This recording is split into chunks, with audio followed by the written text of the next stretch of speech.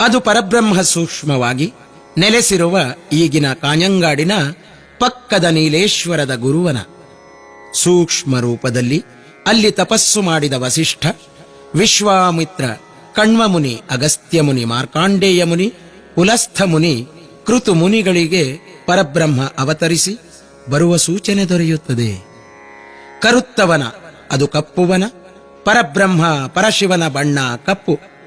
ವಸಿಷ್ಠ ಮುನಿಗಳು ಯೋಗ ವಾಸಿಷ್ಠದಲ್ಲಿ ಶ್ರೀರಾಮಚಂದ್ರನಿಗೆ ಹೇಳುತ್ತಾರೆ, ರಾಮ, ಪರಬ್ರಹ್ಮನಿಂದ ಬಂದಂತಹ ಶಿವ ಶಿವೆಯರು ಆಕಾಶರೂಪವಾಗಿರುವರು. ಅವರ ದೇಹ ಕಪ್ಪು ಇರುವುದರಿಂದ ಅವರಿಗೆ ಕಾಲಭೈರವ, ಕಾಲೀ ಎನ್ನುವರು.